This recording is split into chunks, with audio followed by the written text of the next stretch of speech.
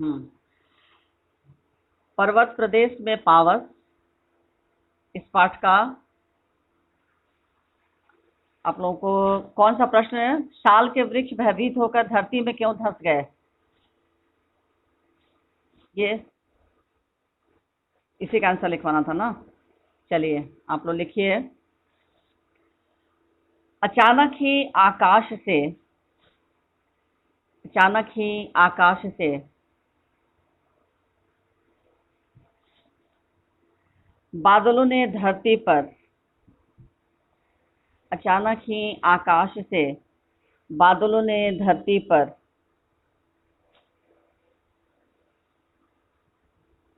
पर्वत प्रदेश में पावस पाठ का ये छठा प्रश्न है कि साल के वृक्ष भयभीत होकर धरती में क्यों धंस गए? अचानक ही आकाश से बादलों ने धरती पर वर्षा रूपी वाणों से आक्रमण कर दिया था, कौमा। अचानक ही आकाश से बादलों ने धरती पर वर्षा रूपी वाणों से आक्रमण कर दिया था, कौमा। जिसकी भयानकता ने शाल के वृक्षों को भयभीत कर दिया। जिसकी भयानकता ने शाल के वृक्षों को भयभीत कर दिया। पूर्ण विराम। इसी कारण वे धरती में धंस गए। इसी कारण वे धरती में धंस गए। धा चंद्रबिंदु दंत स, धंस गए। Next question. झरने किसके गौरव का गान कर रहे हैं?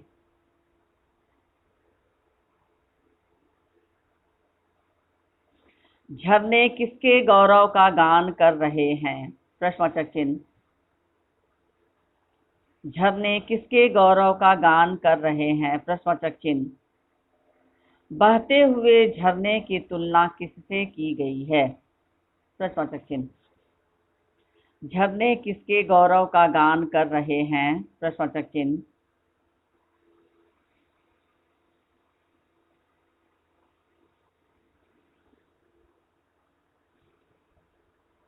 झरने किसके गौरव का गान कर रहे हैं? प्रश्नवाचक चिन्ह। बहते हुए झरने की तुलना किससे की गई है?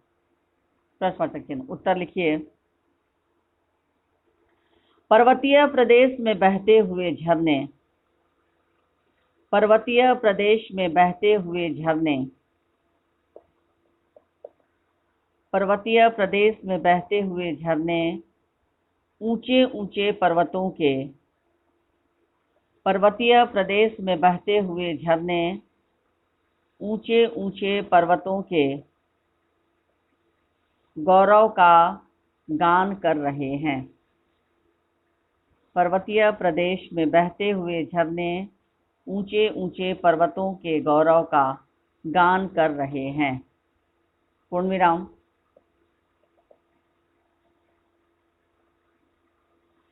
बहते हुए झरनों की तुलना। पूर्ण विराम के बाद बहते हुए झरनों की तुलना। बहते हुए झरनों की तुलना सुंदर और आकर्षक मोतियों की लड़ियों से की गई है।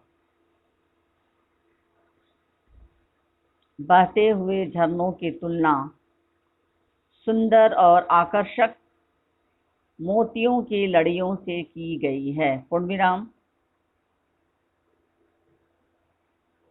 मोतियों की लड़ियों से की गई है। पूर्ण विराम। पर्वतों पर झाग से भरे झरने। पर्वतों पर झाग से भरे झरने पर्वतों पर झाग से भरे झरने, बहते हुए मोतियों की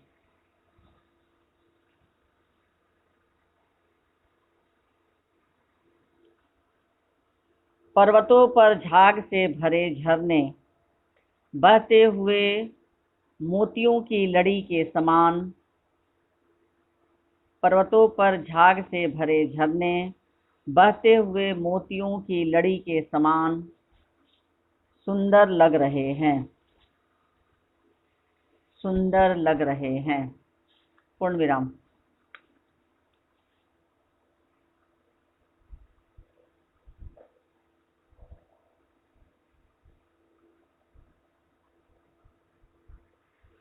चलिए नेक्स्ट क्वेश्चन लिखिए।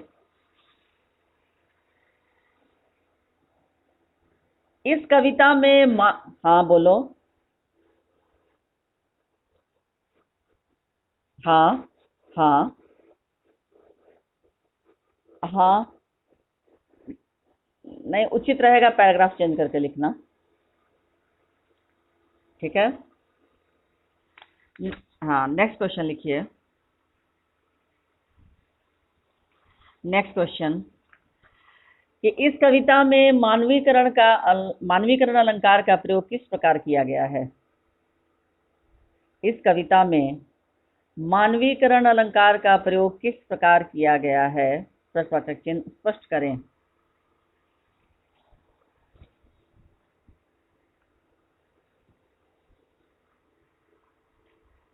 इस कविता में मानवीकरण अलंकार का प्रयोग किस प्रकार किया गया है, प्रश्नवाचक चिन्ह स्पष्ट करें।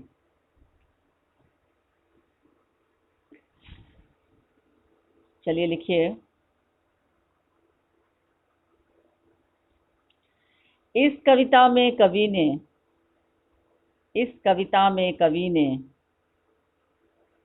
प्रकृति के सब अंगों, इस कविता में कवि ने प्रकृति के सब अंगों के बाद अर्धविराम चिन्ह, अर्धविराम समझ में आता है चिन्ह कैसे देना होता है। डॉट अनुस्वार जैसे देकर डॉट और उसके नीचे अल्पविराम का चिन्ह, तो ये हो जाएगा अर्धविराम का चिन्ह। इस कविता में कवि ने प्रकृति के सब अंगों, अर्धविराम चिन्ह, जैसे लिखकर डैश, झरनों, कॉमा दे देकर लिखे जाएंगे अल्पविराम, झरनों, पहाड़ों, बादलों, झरनों, पहाड़ों, बादलों, पेड़ों, तालाबों, सब में अब अल्पविराम होगा। झरनों, पहाड़ों, बादलों, पेड़ों, तालाबों आदि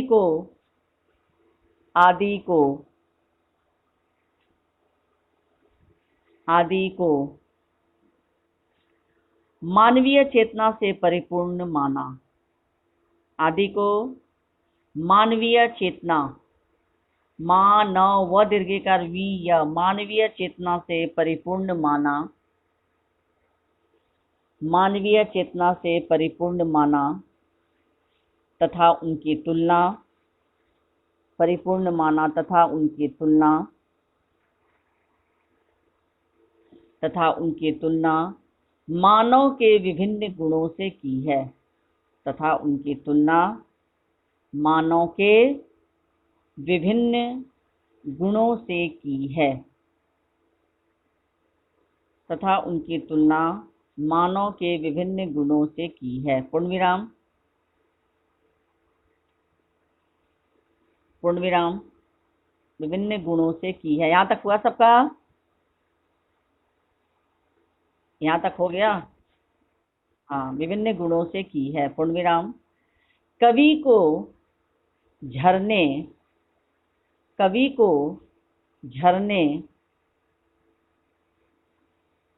यशोगान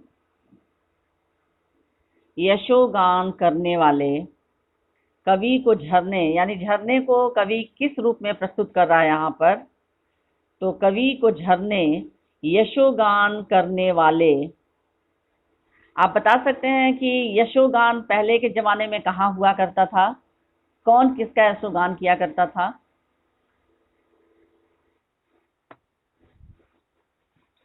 राजा के दरबार में गायक हुआ करते थे, है ना? तो वो गायक का सबसे बड़ा, जिसे चारण और भाट कहा जाता था, इनका काम होता था राजा का यशोगान करना। ठीक है, अपने राजा का यशोगान करना, उनका गुणगान करना।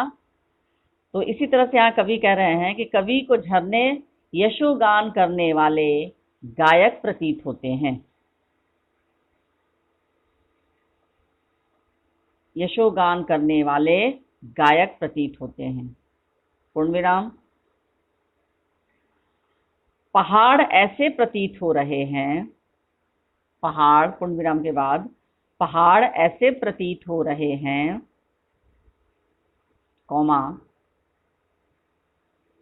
पहाड़ ऐसे प्रतीत हो रहे हैं, कौमा, जैसे हजारों नेत्रों से,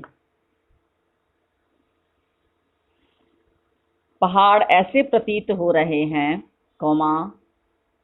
मैंने सिलेबस जो तुम लोग को भेजा है उसको प्रिंट आउट तुम लोग निकलवा लेना। आ रही है बात समझ में?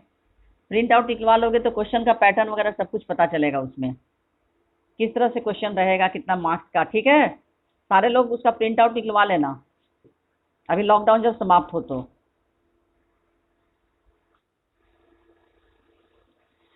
उसके बाद देखो, पहाड़ ऐसे प्रतीत हो रहे हैं, कौमा, जैसे हजारों नेत्रों से वे, जैसे हजारों नेत्रों से वे,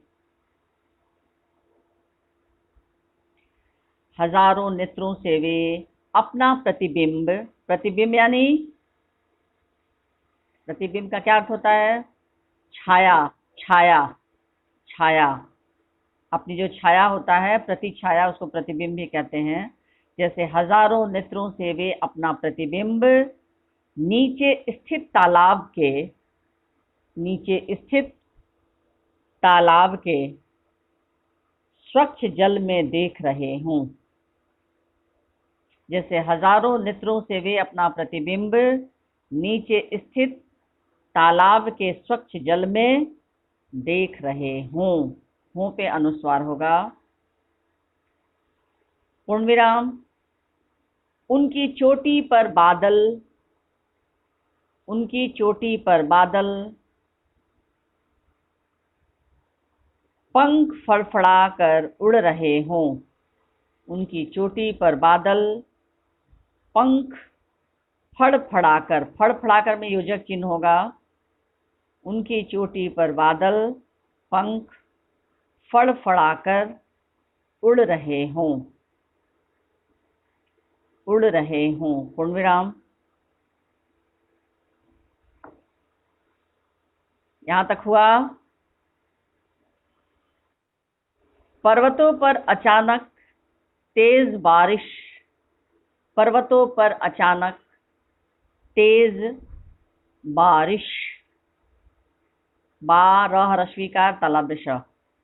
पर्वतों पर अचानक तेज बारिश के आने से, पर्वतों पर अचानक तेज बारिश के आने से कवि को ऐसा प्रतीत होता है, बारिश के आने से कवि को ऐसा प्रतीत होता है, कौमा, ऐसा प्रतीत होता है, कौमा, जैसे आकाश ने धरती पर,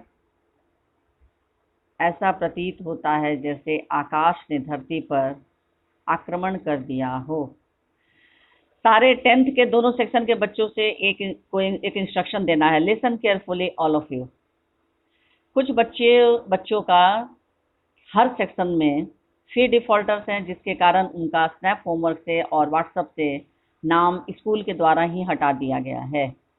अगर कोई बच्चा आपसे आईडी मांगता है किसी भी टीचर का और मांगता है क्लास मेंटर करने के लिए, काइंडली उसे नहीं देंगे। ठीक है, आ रही बात समझ में? चलो उसके बाद लिखो। पर्वतों पर अचानक तेज बारिश के आने से कवि को ऐसा प्रतीत होता है, कौमा, जैसे आकाश ने धरती पर आक्रमण कर दिया हो। पूर्ण विराम। कवि को प्रकृति के क्रियाकलाप, कवि को प्रकृति के क्रियाकलाप, कवि को प्रकृति के क्रियाकलाप देवराज इंद्र द्वारा, कवि को प्रकृति के क्रियाकलाप देवराज इंद्र द्वारा रचे गए, कवि को प्रकृति के क्रियाकलाप देवराज इंद्र द्वारा रचे गए जादू जैसा प्रतीत हो रहा है। कवि को प्रकृति के क्रियाकलाप देवराज इंद्र द्वारा रचे गए जादू जैसा प्रतीत हो रहा है। ठीक है।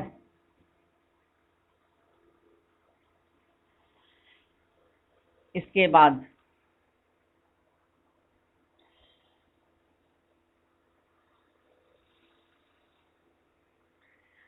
ये प्रश्न लिखवाया गया है कि पावस ऋतु में पर्वत प्रदेश का रूप पर क्यों परिवर्तित हो जाता है। नहीं, लिखिए। पावस ऋतु में पर्वत प्रदेश का रूप क्यों परिवर्तित हो जाता है। पावस ऋतु में पर्वत प्रदेश का रूप क्यों परिवर्तित हो जाता है।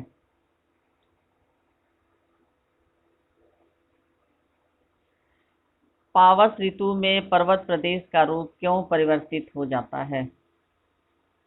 लिखिए उत्तर। पावस ऋतु से तात्पर्य वर्षा ऋतु से है। पावस ऋतु से तात्पर्य वर्षा ऋतु से है। पूर्ण विराम। पावस ऋतु से तात्पर्य वर्षा ऋतु से है। पूर्ण विराम। इस ऋतु में पर्वत प्रदेश का रूप, इस ऋतु में पर्वत प्रदेश का रूप, इस ऋतु में पर्वत प्रदेश का रूप परिवर्तित इसलिए हो जाता है। पावस ऋतु से तात्पर्य वर्षा ऋतु से है। पूर्ण विराम। इस ऋतु में पर्वत प्रदेश का रूप परिवर्तित इसलिए हो जाता है, कौमा, इस ऋतु में पर्वत प्रदेश का रूप परिवर्तित इसलिए हो जाता है, कौमा, क्योंकि पर्वत प्रदेश की ऊंचाई, क्योंकि पर्वत प्रदेश की ऊंचाई बहुत ज़्यादा होती है, क्योंकि पर्वत प्रदेश की ऊंचाई बहुत ज़्यादा होती है और अत्यधिक ऊंचाई के कारण, और अत्यधिक ऊंचाई के कारण, और अत्यधिक ऊंचाई के कारण यहाँ मौसम एवं जलवायु का, यहाँ मौसम एवं जलवायु का, यहाँ मौसम एवं जलवायु का परिवर्तन साधारण सी क्रिया है।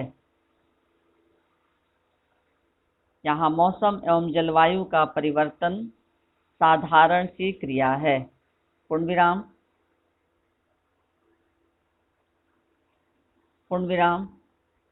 यह परिवर्तन वर्षा ऋतु में, यह परिवर्तन वर्षा ऋतु में, यह परिवर्तन वर्षा ऋतु में तीव्रता के साथ देखा जा सकता है। यह परिवर्तन वर्षा ऋतु में तीव्रता, त दीर्घिकार व र संयुक्त, तीव्रता, तो करता तीव्रता के साथ देखा जा सकता है। पूर्ण विराम। इन परिवर्तनों के अंतर्गत, इन परिवर्तनों के अंतर्गत,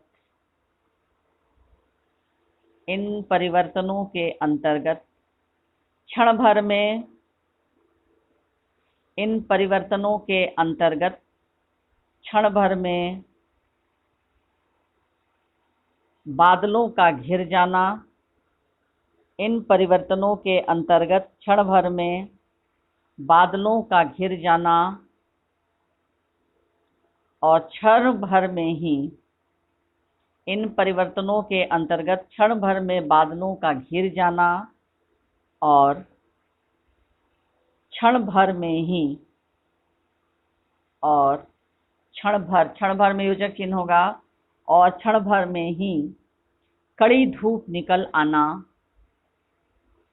और क्षण भर में ही कड़ी धूप निकल आना आदि आदि द हर्षिकार आदि सम्मिलित हैं। सम्मिलित दंत स म संयुक्त हर्षिकार यानी आधा म फिर पूरा म उसमें हर्षविकार सम्मिलित ल हर्षिकार त सम्मिलित हैं।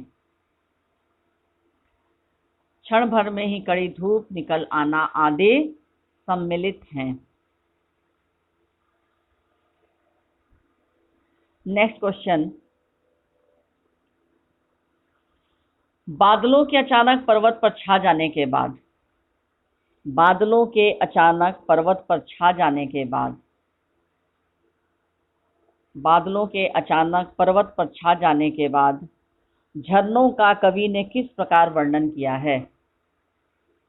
बादलों के अचानक पर्वत पर छा जाने के बाद झरनों का कवि ने किस प्रकार वर्णन किया है?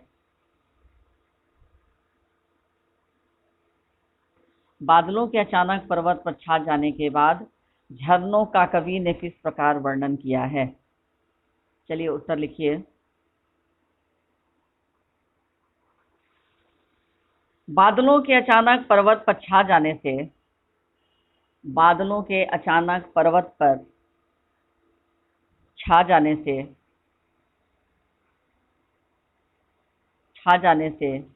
झरनों का दिखाई देना भी बंद हो गया है। बादलों के अचानक पर्वत पर छा जाने से झरनों का दिखाई देना भी बंद हो गया है। अल्पविराम अल्पविराम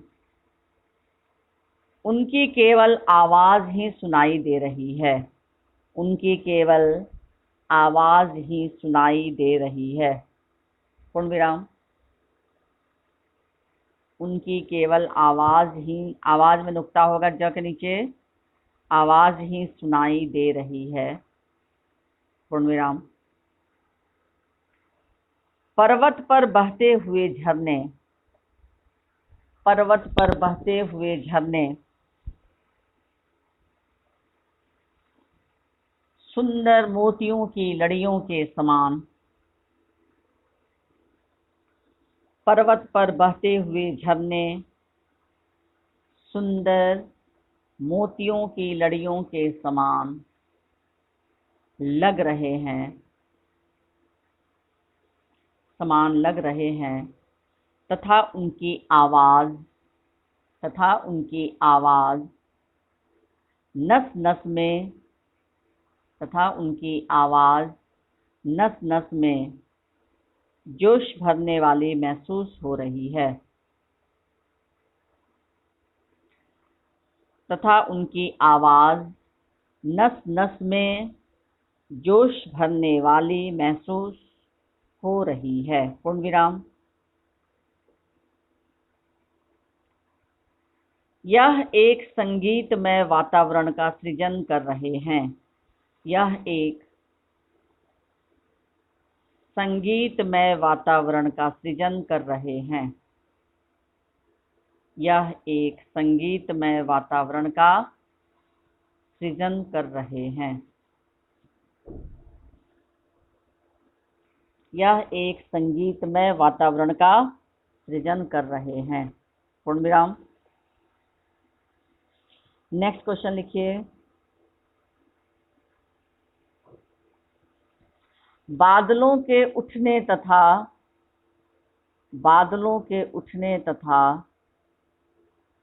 वर्षा होने का चित्रण अपने शब्दों में लिखें। बादलों के उठने तथा वर्षा होने का चित्रण, बादलों के उठने तथा वर्षा होने का चित्रण अपने शब्दों में लिखें। बादलों के उठने तथा वर्षा होने का चित्रण अपने शब्दों में लिखें।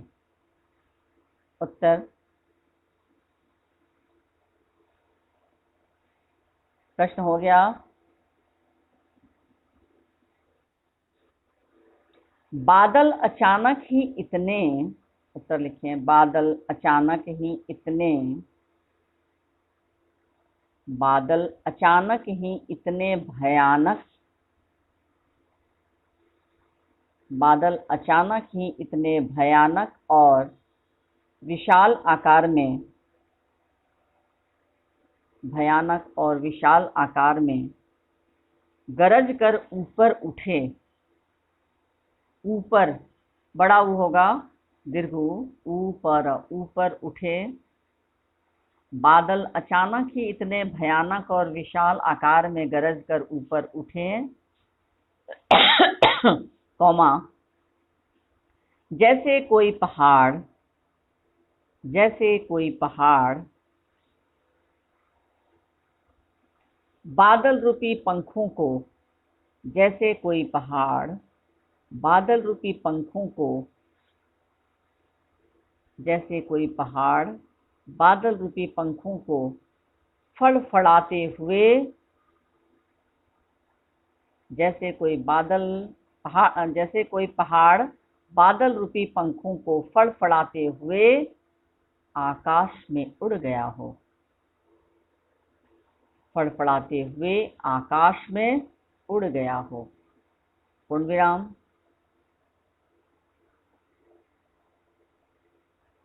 कुछ ही देर में वे इस प्रकार बरस पड़े।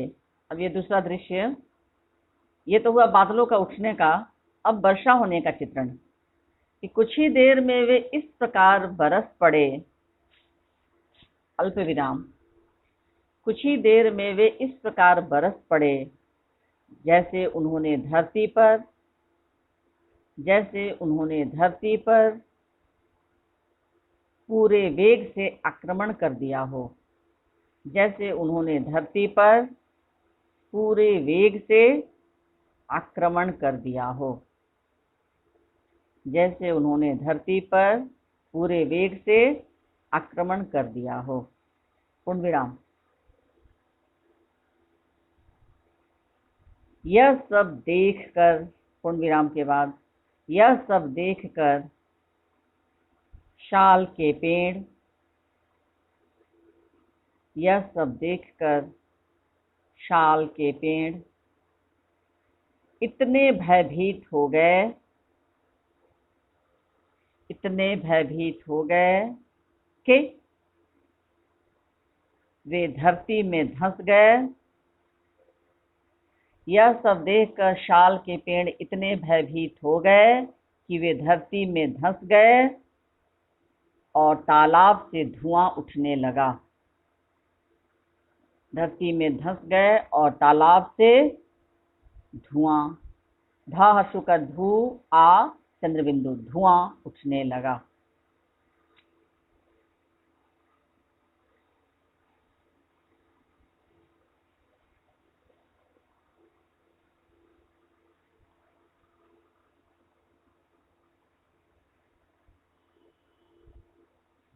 हो गया। उसके बाद लिखिए, बादलों से पर्वत के छिप जाने पर, बादलों से पर्वत के छिप जाने पर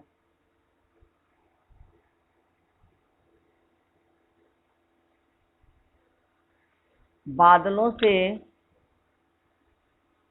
पर्वत के छिप जाने पर कवि ने क्या कल्पना की है। बादलों से पर्वत के छिप जाने पर कवि ने क्या कल्पना की है। प्रश्नवाचक चिन्ह अपने शब्दों में लिखें।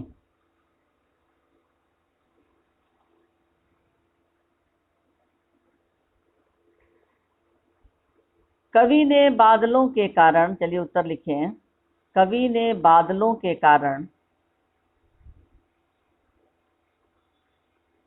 कवि ने बादलों के कारण पर्वत के छिप जाने पर, कवि ने बादलों के कारण पर्वत के छिप जाने पर यह कल्पना की है, क दीर्घिकार, यह कल्पना की है कि, यहाँ का ह्रस्वीकार।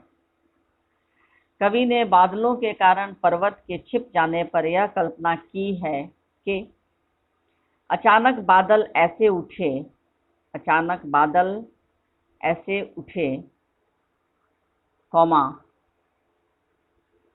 अचानक बादल ऐसे उठे, कौमा, मानो पूरा पहाड़ एक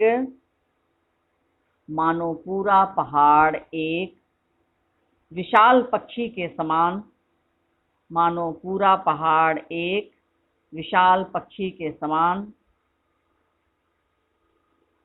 मानो पूरा पहाड़ एक विशाल पक्षी के समान, बादलों के पंख फड़फड़ाकर, पक्षी के समान बादलों के पंख फड़फड़ाकर, फड़ के बाद योजक चिन्ह, फिर फड़ाकर, पंख फड़फड़ाकर आकाश में उड़ चला हो। विशाल पक्षी के समान बादलों के पंख फड़फड़ाकर आकाश में उड़ चला हो। पूर्ण विराम। इसका परिणाम यह हुआ कि, इसका परिणाम यह हुआ कि, इसका परिणाम यह हुआ कि आकाश में चारों ओर बादल ही बादल छा गए। इसका परिणाम यह हुआ कि आकाश में चारों ओर बादल ही बादल छा गए और कुछ भी दिखाई देना बंद हो गया। इसका परिणाम यह हुआ कि आकाश में चारों ओर बादल ही बादल छा गए और कुछ भी दिखाई देना बंद हो गया।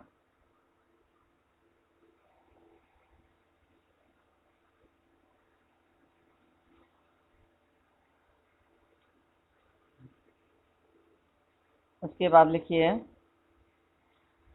पर्वत प्रदेश में पावस के आधार पर, कविता का पहले सिंगल इन्वर्टेड कोमा में लिखिए, पर्वत प्रदेश में पावस के आधार पर,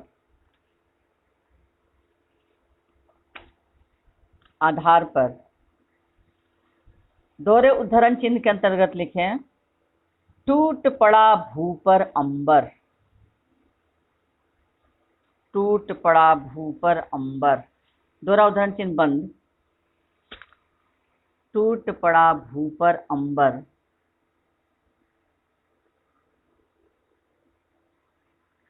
भू पर अंबर, उद्धरण चिन्ह बंद। पंक्ति का आशय स्पष्ट करें, पंक्ति का आशय स्पष्ट करें।